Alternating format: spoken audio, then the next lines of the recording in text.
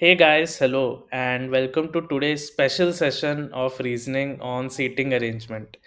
अब क्यों मैं आज का सेशन स्पेशल बोल रहा हूँ उसके पीछे एक बहुत क्लियर रीज़न है कि अब जितने भी टॉपिक्स पढ़ोगे कुछ भी पढ़ोगे be it maths be it even comprehension at some level या फिर रीजनिंग हो, सारे ही चैप्टर्स में सारे ही टॉपिक्स में आपको कहीं ना कहीं कुछ कॉन्सेप्ट सीखने पड़ते हैं अलग से, राइट? आपको कुछ टर्मिनोलॉजी सीखनी पड़ती है, आपको कुछ मेथड्स सीखने पड़ते हैं।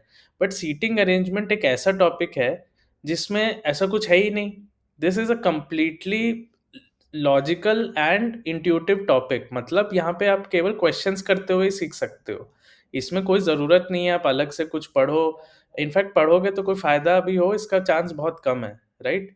सो सीटिंग अरेंजमेंट इसलिए इम्पॉर्टेंट है क्योंकि reasoning at the end of the day UPSC आपकी लॉजिकल एबिलिटी टेस्ट कर रही है, एनालिटिकल एबिलिटी टेस्ट कर रही है। और सीटिंग अरेंजमेंट एक तरह का पजल है and puzzles are always interesting.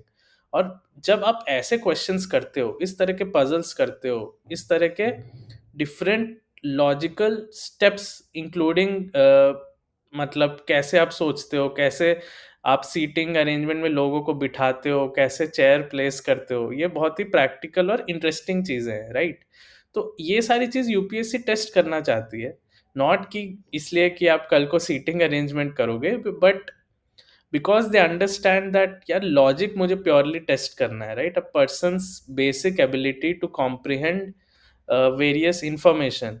तो यहाँ पे आपको अलग से कोई स्किल या डिग्री या कोर्स या कॉन्सेप्ट्स नहीं चाहिए। यहाँ पे आपको केवल लॉजिक से सोचना है कि यार कहाँ किसको कैसे बिठाना है। सो that is why this is an interesting topic and this is completely like a puzzle. मतलब खाली टाइम है, सीटिंग अरेंजमेंट का प्रॉब्लम उठाओ, सोचो, लिखो, मजा आएगा, because it's purely a puzzle and puzzles are always fun, right? तो शुरू करते हैं। और आज मुझे बहुत मज़ा आएगा क्योंकि ऐसे लाइव सीटिंग अरेंजमेंट का क्वेश्चन सॉल्व करने में बहुत मज़ा तो आएगा ही, right? Because you are just thinking out loud and you are writing, isn't it? तो लेट्स मूव अहेड। तो अगर आप देखोगे, सबसे पहले अपने बारे में बता देता हूँ। So myself Kartik and I cleared UPSC CSC in 2017 with an AIR 529। But उससे ज़्यादा ज़रूरी ये है कि that I have a 160 plus score in CSAT as well. और यूपीएससी के इंजीनियरिंग सर्विस एग्जाम में have an AIR 5 as well. तो इस सबकी इंपॉर्टेंस क्या है? That I have actually clear top most aptitude exams, not only these. I have cleared GATE, I have cleared GMAT. So ऐसे India के internationally I have clear top most exams. So इसीलिए मुझे ये पता है कि यार इस क्वेश्चंस को इनको अप्रोच कैसे करते हैं। एंड आई फेल्ट लाइक कि चलो यार एक कोर्स बनाते हैं where I share all of this with you, because I don't find कि इतने सिंपल तरीके से शॉर्ट स्पैन में स्मॉल लेक्चर्स से अच्छे मॉड्यूल्स से ऐसे कवर हो रहा है कहीं C SAT. So my goal is simply to create the best and easily manageable CSAT course, and I'm very grateful to students like you who are, taking full participation in this initiative. Okay, so let's move ahead. अब यहाँ पे देखो मैंने बिल्कुल खाली रखा हुआ है। Now I will tell you why. Seating arrangement क्या होते हैं? दो तरह के क्वेश्चंस आते हैं, ठीक है? Broadly two types of questions. एक क्वेश्चन होगा कि आपको पांच छह तरह, पांच बोलेंगे, सात आठ लोग हैं, ठीक है, और बोलेंगे इन सबको एक टेबल, सर्कुलर टेबल के अराउंड बिठा दिया है। दूसरा ऑप्शन क्या होगा? दैट दे आर लेट से सिटिंग और स्टैंडिंग लेफ्ट टू राइट, मतलब एक दो तीन चार पाँच छः सात, let say 7 people are standing left to right, या फिर सिमिलरली पाँच छः सात आठ लोग whatever they are sitting here in a circular manner, ठीक है? फिर इसके अराउंड आपको चीज़ें बताई जाएंगी। सो लेट से मैंने ए यहाँ लिखा, ए इज अ पर्सन।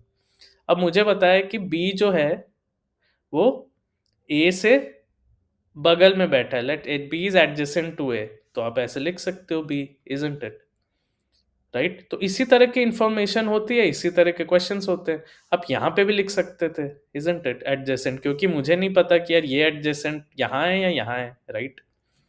इसमें थोड़ी बहुत चीज़ों की ध्यान क्या रखनी होती है कि while the people are seated, यहाँ अगर ए बैठा है या बी बैठा है, उनके एक्चुअली किस तरफ बैठे हैं, right? So are they sitting and looking towards the centre और आर दे लुकिंग आउटवर्ड्स, है ना? तो अगर ए अंदर की ओर देख रहा है and A is sitting here like this, and if I say B is sitting to the left of B, left of A, तो इट मीन्स बी यहाँ पे है, क्योंकि ये तो राइट ऑफ ए है, यहाँ नहीं बैठेगा, ठीक है।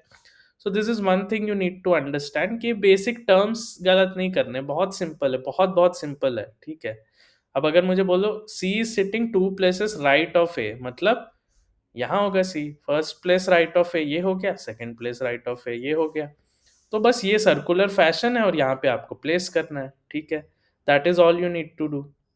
और जहाँ पे आपको लेफ्ट राइट नहीं दिया है वहाँ पे एक्चुअली आप किसी को लेफ्ट एडजेसेंट का मतलब यहाँ पे भी लिख सकते हो, यहाँ पे भी लिख सकते हो। अब इसका मतलब क्या है, the sentence which I spoke just now, समझ नहीं आया कोई दिक्कत नहीं है, मैं क्वेश्चन में और डिटेल में समझाने वाला हूँ, ठीक है। सिमिलरली अगर कोई हॉरिजॉन्टल रो में ऐसे लेफ्ट टू राइट बैठे हैं तो यहाँ पे भी which direction are they looking in, ये इंपॉर्टेंट है, राइट, उसको समझना ही पड़ेगा। अगर मैं बोलूँ दे आर लुकिंग साउथ तो इधर, अगर दे आर लुकिंग नॉर्थ तो इधर, क्योंकि लेफ्ट राइट उस हिसाब से डिफाइन होगा। जैसे ए यहाँ है, अब मैं बोलता हूँ A is looking towards north and B is to the left of A, तो यहाँ आएगा। बट अगर ए इधर देख रहा है और मैं बोलूँ C is to the left of A, तो C is to the left of A अगर इधर देख रहा है, ए का लेफ्ट एक्चुअली इधर आएगा, है ना। तो ये छोटी छोटी चीजें, डायरेक्शन और इंग्लिश जो यूज की है, एक एक टर्म थोड़ा ध्यान से पढ़ना है। अब इन्हीं के अराउंड आपको लोगों को प्लेस करना है, ठीक है। आई नो इस पे कईयों ने बहुत सारे डिटेल घंटों के डिस्कशंस किए हैं, but I don't feel that is necessary, you just have to develop this common sense. और आज क्वेश्चंस हम सॉल्व करेंगे, because at the end of the day when we are talking about a CSAT lesson, a CSAT course, GS के साथ time management is important. यही अगर 4 घंटे आप केवल सीटिंग अरेंजमेंट पढ़ोगे, I don't think that is the optimum way to prepare, right. So आपको इतना पढ़ना है कि यार CSAT कंफर्टेबली क्लियर हो जाए, isn't it? So that is how this entire course is designed and that is how this lesson is going to go as well. अब इससे पहले कि हम क्वेश्चंस PYQ सॉल्व करें, इससे एक चीज़ जो बहुत इंपॉर्टेंट है कि प्रीलिम्स में when I cleared the exam and I cleared prelims in all my attempts, so मेरे हमेशा जो मुझे लगता था कि यार 15-20 नंबर हमेशा एक्स्ट्रा मेरे केवल इसलिए आते थे क्योंकि मैं PYQs को डेप्थ में समझ के जाता था। And I don't feel this is what is being done by most of the aspirants. So I'm bringing this free initiative completely free of cost, जो जिसका लिंक मैं डिस्क्रिप्शन में भी शेयर किया है, 100 days PYQ चैलेंज। तो इसमें हम क्या करेंगे कि डेली हम अराउंड 10 क्वेश्चंस लेंगे, प्रीवियस ईयर क्वेश्चंस, और 100 days हम सॉल्व करेंगे। सो अराउंड 1000 क्वेश्चंस, मतलब 10 से 13 साल के पेपर आपके मिनिमम कवर हो जाएंगे। अब PYQs are very important for revision. कैसे एनालाइज करें, that is the key. Analysis PYQs की करते कैसे हैं, that is the whole thought process. और आपको धीरे धीरे दिखाऊंगा मैं कि कैसे आगे के क्वेश्चंस भी आप प्रेडिक्ट कर सकते हो, कैसे PYQs से रिपीट होते हैं, कैसे नए नए पैटर्न में भी PYQs ही हेल्प करने वाले हैं आपकी। तो इसको बिल्कुल मिस मत करो। And because this is just going to take, सुबह 10 मिनट का टेस्ट शेयर होगा और शाम में हम 20 से 30 मिनट डिस्कस करेंगे। तो डेली 30-40 मिनट के कमिटमेंट से आपके 15-20 नंबर अगर बढ़ सकते हैं, so why not, right. And of course as I told before, this is completely free of cost. और दूसरी चीज़, ये तो अपना CSAT कोर्स का है ही, that I will be sharing this link below as well, कि यार यहाँ जाके आप CSAT कोर्स बढ़िया से कवर कर सकते हो, क्योंकि everything has been shared with you at a single place, right. सारे बीट मैथ्स, बीट रीजनिंग, सब कुछ आप एक ही जगह पाओगे एट दिस कोर्स। तो वहाँ पे आप आराम से बैठ के रिलैक्स करके सारा थ्योरी मटेरियल, सारा होमवर्क, सारे लेसन PDF, सारे वीडियो लेक्चर, सब एक ही जगह आप एक्सेस कर सकते हो। And of course this is completely free of cost as well. तो इसका भी मैंने लिंक डिस्क्रिप्शन में शेयर कर दिया है। Now let's get started with a few interesting seating arrangement questions. ठीक है, आराम से देखते हैं, कोई दिक्कत नहीं है। There are 8 people, ABCDEFGH, who are standing in a row facing north. ठीक है, मतलब एक रो लिखा है तो हम लेफ्ट से राइट लिखेंगे, सर्कल तो लिखा नहीं है। 4 5 6 7 8 and all of them are facing north, मतलब इधर देख रहे हैं सब। ठीक है, अब पहले पढ़ते हैं एक एक पॉइंट क्या क्या दिया है, देन विल ट्राई टू सी क्या करना है। B is not neighbour of G, ठीक है, लिख लिया, मतलब B के बगल में G नहीं लिख सकता। F is to the immediate right of G। अच्छा, मतलब G है, G के राइट में F है, एंड नेबर ऑफ E, मतलब अगर F E का नेबर है तो लेफ्ट पे तो हो नहीं सकता ही, तो राइट ही होगा, राइट। ठीक है। G is not at extreme end, ये तो हमको दिख ही गया है, I don't think this is needed. और A is sixth to the left of E। ठीक है, तो G लेफ्ट एक्सट्रीम एंड पे भी नहीं है, ये इंफॉर्मेशन एक्स्ट्रा है, राइट पे तो हो ही नहीं सकता, right. A is to the A is sixth to the left of E। अच्छा, and H is sixth to the right of C, मतलब ये हमारा सिक्स टू द राइट है, right. So let this be C। ठीक है, six to the right मतलब एक तो तीन चार पाँच, and this is H। Similarly I have A is six to the left of E, मतलब 1 2 3 4 5 दिस, राइट। ये हमको पता है। अब हमको ये पता है कि अब C और H कहाँ हो सकते हैं, या तो फर्स्ट पोजीशन पे होंगे, अगर C फर्स्ट पे है H सेवेंथ पे है, राइट। 2 3 4 5 6 7। अगर C सेकंड प्लेस पे है तो H एट्थ प्लेस पे है, राइट। अब क्या H सेवेंथ पोजीशन पे हो सकता है, right, that is something we need to think. अब जैसे E है, अब यहाँ पे भी सेम चीज है, A फर्स्ट या सेकंड पे होगा, उस हिसाब से E सेवेंथ या एट्थ प्लेस पे होगा, राइट। अगर C थर्ड प्लेस पे हुआ लेट से, तो H नाइन्थ प्लेस पे होगा, और 9 प्लेस तो है ही नहीं, हमारे पास 8 ही लोग हैं, right. Correct. Similarly goes for A and E। अब आपको क्या सोचना है यहाँ पे कि क्या E सेवेंथ पे होगा या E एट्थ पे होगा। अगर E एट्थ पे हुआ, लेट से आई राइट E एट एट्थ यहाँ, उससे प्रॉब्लम क्या आएगी कि ऑटोमेटिकली H आ जाएगा सेवेंथ पे, राइट। लेकिन H सेवेंथ पे आ ही नहीं सकता क्योंकि E के लेफ्ट पे तो F है ना। तो क्लियरली हमें पता है कि यार E सेवेंथ पोजीशन पे ही आएगा, राइट। तो E सेवेंथ पोजीशन पे आ गया, ठीक है। और E मिलते ही यहाँ पे मैं GFE लिख दिया मैंने, ठीक। E अगर सेवेंथ पे है तो एट्थ पे आ गया H, अगर एट्थ पे H है तो C आ गया सेकंड पोजीशन, C सेकंड पे है तो A ऑटोमेटिकली फर्स्ट पे आ गया, ठीक है। तो हमारे ये सारे तो हमने लिख लिए। अब B is not neighbour of G, तो B यहाँ तो लिख नहीं सकते, तो यहाँ B आएगा, यहाँ D आएगा, ठीक है। So this is our arrangement. देखो बिल्कुल सिंपल स्टेप्स में किया है, कोई अलग से कॉन्सेप्ट और टेक्निक नहीं यूज की है, राइट। अब देख लेते हैं सही ऑप्शन क्या है। C is to the immediate left of A, गलत है, C is to the right of A, right. D is immediate neighbour of B and F, नहीं ये भी सही नहीं है। G is to the immediate right of D, हाँ ये तो सही है, G is to the right of D। A and E are at extreme ends, ये भी गलत है, एक्सट्रीम एंड्स पे A और H है, ये भी गलत है, तो आंसर इज C, ठीक है। देखो कैसे सिंपली लॉजिकली बस गैप्स लिख के सॉल्व कर लिया। अब इसको लिख के सॉल्व करो। I know that I have solved this in front of you on screen, but it doesn't mean कि आप देख के खुश हो जाओ, राइट। आपको लिख के सोच के सॉल्व करना पड़ेगा, उससे ही आपके ब्रेन सेल्स यूज टू होंगे ऐसे क्वेश्चंस करने को, है ना। चलो अगला क्वेश्चन देखते हैं। 8 students A, B, C, D, E, F, G and H sit around a circular table equidistant from each other facing the center of the table। ठीक है, मतलब एक सर्कल बना लो।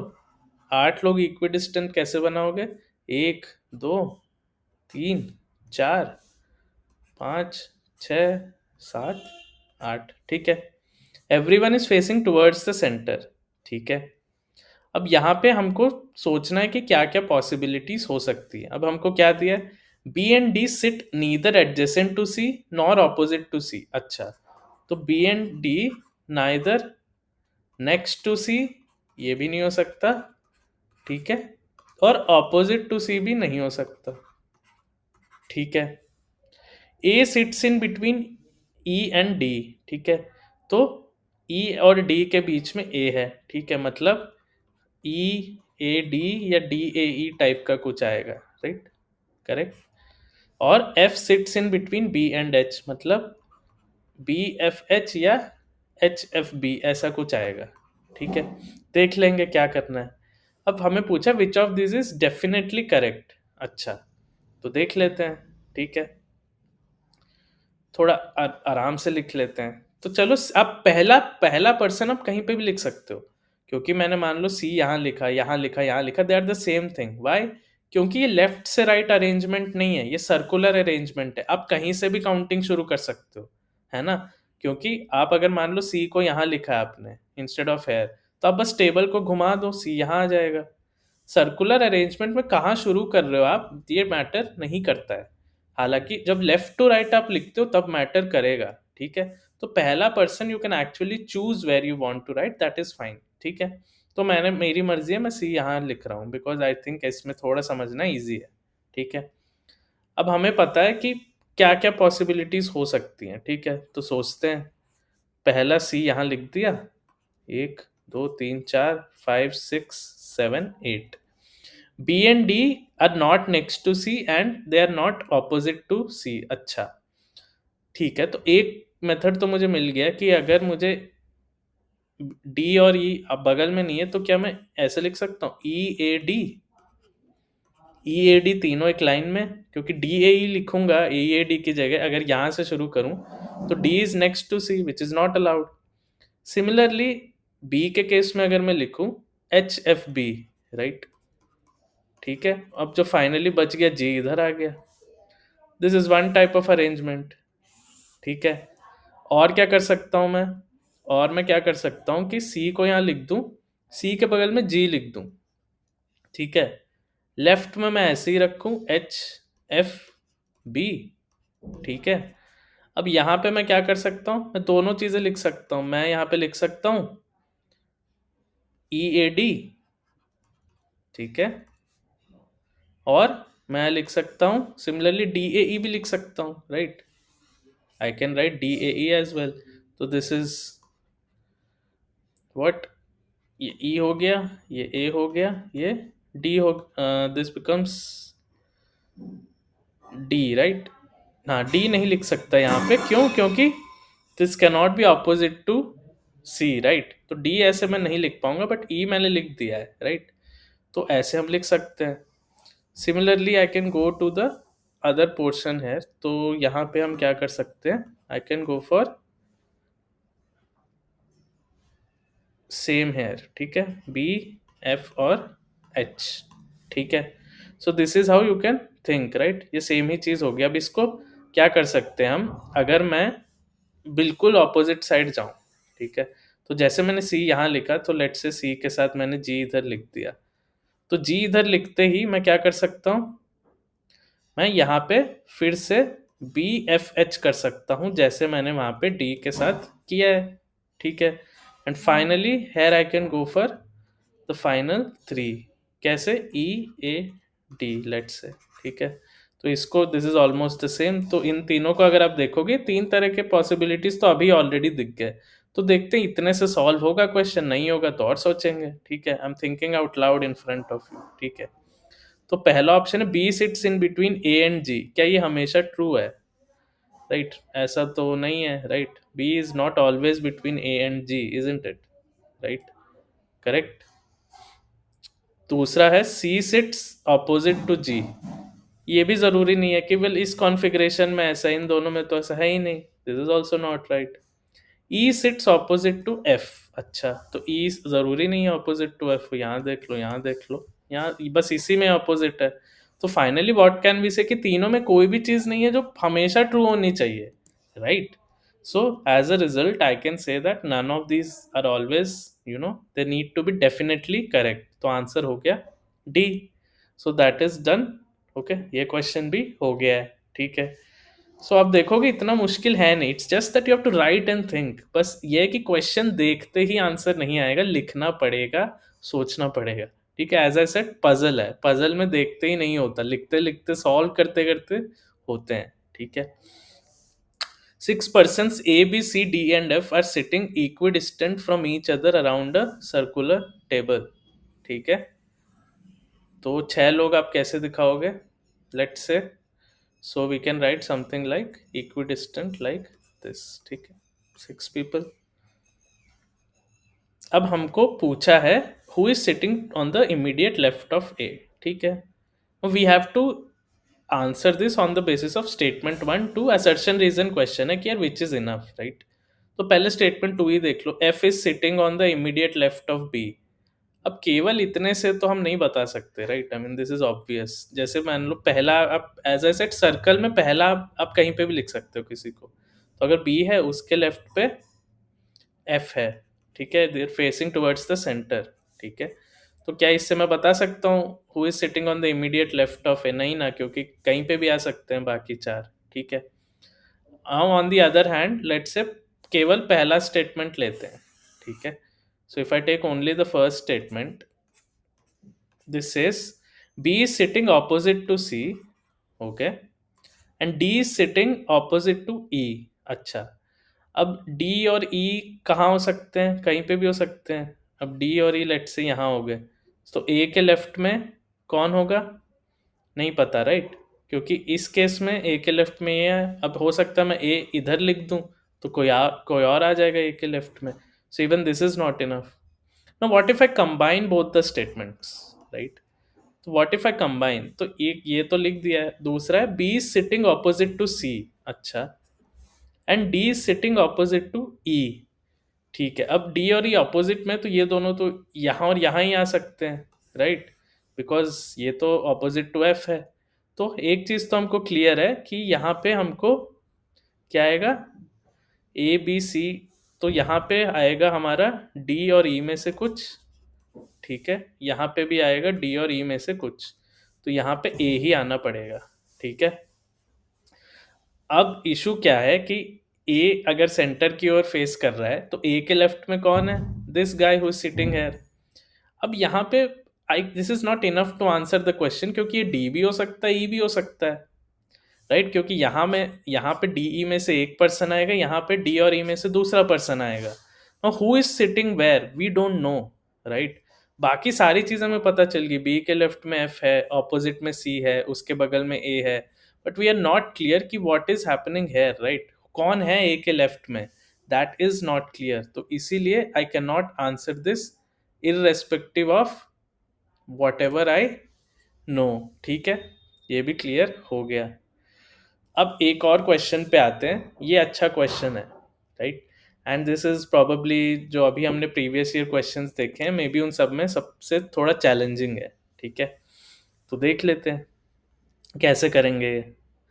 तो 5 people A B C D and E are seated around a round table, अच्छा, ठीक है, वही चीज़ है। तो हम कैसे लिखेंगे इसको? तो 5 पीपल हैं, तो we can sort of 5 people में लेट्स से 72 डिग्रीज होता है, तो ऐसे कुछ कर लेते हैं, ठीक है। तो every chair is spaced equidistant from adjacent chairs, ठीक है। सी इज सीटेड नेक्स्ट टू है। अब आप पूरे क्वेश्चन में देखो, लेफ्ट राइट कहीं पूछा ही नहीं है ना ऑप्शंस में, ना यहाँ पे, राइट? तो जब लेफ्ट राइट लिखा नहीं है और सर्कल में आप एक्चुअली ऐसे मूव करो, ऐसे मूव करो, अगर लेफ्ट राइट की वैल्यू ही नहीं है, मतलब किस तरफ फेस कर रहे हैं, अंदर को बाहर को, ये भी नहीं बताया, तो इस केस में नेक्स्ट टू ए में मैं कहीं पे भी लिख सकता हूँ, मतलब यहाँ लिख दो ए, यहाँ लिख दो C is next to, I can do both the things. Why? क्योंकि I have not been told whether they are facing towards the centre और नॉट, और कहीं पे लेफ्ट और राइट लिखा भी नहीं है कि कंफ्यूजन हो, ठीक है। So C is seated next to A, ठीक है, ये हो गया। A is seated 2 seats from D, देखो ये हो गया। अब डी क्या हो सकता है? इधर हो सकता है और इधर हो सकता है, राइट? दोनों जगह हो सकता है D. A seated 2 seats from D, ये भी 2 है, ये भी 2 है। B is not seated next to A, अच्छा, मतलब बी यहाँ आ सकता है या बी यहाँ आ सकता है, ठीक है। दो चीज़ें मिल गई हमको, क्लियर है। और अब दूसरी चीज़ क्या है कि यहाँ पे डी और बी दोनों में से एक आना पड़ेगा, तो अब हमारे पास क्या, ई एक बच रहा है, तो E has to come in one of the other 2 places, let's say ऐसे सोच लेते हैं, ठीक है। अब क्वेश्चन हमसे पूछ रहा है इनमें से कौन सी चीज़ सही होगी ही होगी, ठीक है। अब हम सोच लेते हैं, which must be true, D is seated next to B, क्या ये सही होना पड़ेगा? Is it always true? तो हमको क्या पता, B can not actually be next to A, right? तो बी एक्चुअली यहाँ और यहाँ हो सकता है, माई बैड, राइट?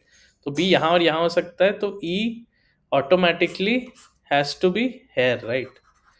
करेक्ट। तो बी यहाँ और यहाँ ही हो सकता है, right. B is not seated next to A, right. तो बी यहाँ होगा या यहाँ होगा, और ई जो है वो इधर ही आएगा, राइट, क्योंकि डी और बी दोनों यहीं आएंगे, क्योंकि ए से 2 सीट छोड़ के भी यही है, और ए के एडजेसेंट नहीं रखना है तो भी यही 2 सीट्स हैं, राइट। तो इन दोनों का एक्चुअली मतलब सेम ही है, और सी इज नेक्स्ट टू ए। तो डी को बी के बगल में बैठना पड़ेगा, यस, क्योंकि चाहे डी यहाँ है या यहाँ है तो बी ऑटोमेटिकली दूसरी जगह चला जाएगा। सो पहला तो सही है, ठीक है। E is seated next to है, हाँ ये तो होना ही पड़ेगा, because we have no option, क्योंकि यहाँ और यहाँ बी और डी ही आ सकते हैं, तो ई को यहीं बैठना पड़ेगा। And finally D and C are separated by 2 seats. अब ये कंपलसरी नहीं है, क्योंकि डी अगर यहाँ है तो 2 सीट्स का डिफरेंस है, बट अगर डी यहाँ है और बी यहाँ है तो 1 सीट का ही डिफरेंस है। So this may not necessarily B true.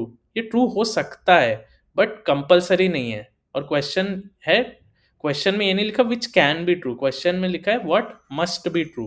Must मतलब ट्रू होना ही होना है, गलत नहीं हो सकता। So that is why this is our correct answer, ठीक है, डन। अब ये रहा आज का इंटरेस्टिंग होमवर्क। अब आज के होमवर्क की मज़ेदार की बात क्या है कि आज के होमवर्क का सॉल्यूशन कमेंट्स में बताओ। आज ईमेल करने की ज़रूरत नहीं है। रीज़न रीज़न ये है कि ये क्वेश्चन मैं चाहता हूँ लाइव जस्ट अभी सेशन के साथ सोचो और मुझे आंसर लिखो कमेंट्स में, and I will review it very instantly. ये क्वेश्चन बहुत डिफिकल्ट नहीं है, तुरंत अभी उठाओ पेन, अभी लिखो, और अभी इसको क्वेश्चन को सॉल्व करके कमेंट्स में मुझे बताओ। फाइनल आंसर तो बताओ ही बताओ, how did you solve it, how did you actually go about doing it, ये भी थोड़ा लिखो 1-2 लाइन में, and I will definitely reply you very quickly कि आंसर सही है या नहीं, मेथड सही है या नहीं, and I will personally see to it, ठीक है। तो कमेंट्स में इसका आंसर मुझे बताओ, no need to email today's answer to me, ठीक है, क्योंकि आई want you to solve right now. Seating arrangement एक ऐसा टॉपिक है कि in the moment impulsively solve करना है, तो ज़्यादा सोच के प्रिपेयर करके बाद में होमवर्क भेजने का पॉइंट नहीं है। अभी लिखो, अभी सॉल्व करो, और मैं तुरंत रिप्लाई करता हूँ कमेंट्स में, ठीक है। And with this, what we have done is we have completed 36% roughly of our CSAT reasoning, मतलब 1/3 से ज़्यादा सिलेबस हो गया है। तो इसी तरह हम बहुत जल्दी रीजनिंग को ख़त्म कर लेंगे। So that is the best thing about reasoning कि बहुत जल्दी जल्दी ख़त्म कर रहे हैं और बहुत सिंपल वे में हम कवर कर रहे हैं, ठीक है। सो आई होप इसके साथ आपको आज बहुत मज़ा आया होगा। पजल सॉल्व किए मैंने लाइव आपके सामने। So make sure you do revise and right, ठीक है। डोंट थिंक कि अच्छा सर ने कर दिया एंड मुझे समझ आ गया देख के, ऐसा नहीं है। जब तक लिख के नहीं करोगे सेम क्वेश्चंस नहीं आएगा समझ, I can assure you that. तो बीच में पॉज करके, प्ले करके, रिवाइंड करके फिर से करो, लिखो। एक बार आप वो 4-5 क्वेश्चंस लिख के करोगे और आप होमवर्क करोगे, so that is more than enough to tackle seating arrangement questions in the exam, ठीक है। so with this I wish you the best of luck for this topic। आगे बहुत जल्दी मिलेंगे, और PYQ challenge भी मिस मत करो, I'll be seeing you there as well। so let's meet up soon again, and bye bye and take care।